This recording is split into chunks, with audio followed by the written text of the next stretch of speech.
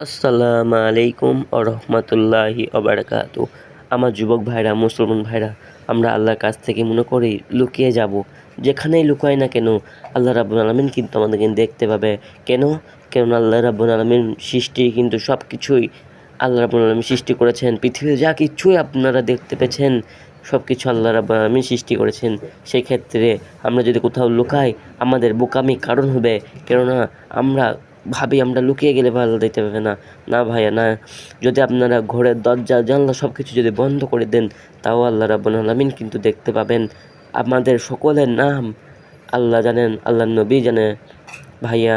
তাই আল্লাহকে ভয় করুন। যখনই গুনাহ করতে মন হবে, ওয়াসওয়াসা আসবে শয়তানের, তখন মনে করবেন একবার অন্তরের ভিতরে মনে করবেন আমার তো আল্লাহ আছে। দেখুন এরকম যখন মনে করবেন যে আল্লাহ আমাকে দেখছে ভাইয়া, মনে মনে যখন করবেন, যখন এরকম বলবেন ভাইয়া, গুনাহ আর করতে মনে হবে না ভাইয়া। যে আল্লাহকে ভয় করে অবশ্যই আল্লাহ তাকে উত্তম কিছু দান করবেন ভাইয়া। তাই আপনারা এরকম মনে করুন আল্লাহ দেখছে, অবশ্যই আল্লাহ দেখছে, মনে করে কিছু নয়, এরকম অবশ্যই আল্লাহ দেখছে। যদি এরকম বলতে পারেন আপনি সত্যিকারের ইমানদার হয়ে যাবেন। যদি 5 ওয়াক্ত নামাজ পড়েন, 5 ওয়াক্ত নামাজের সাথে যদি বন্ধুত্ব রাখেন, তাহলে অবশ্যই আপনি সত্যিকারের ইমানদার হয়ে যাবেন। নবীকেও স্বপ্নের মধ্যে দেখতে পারেন।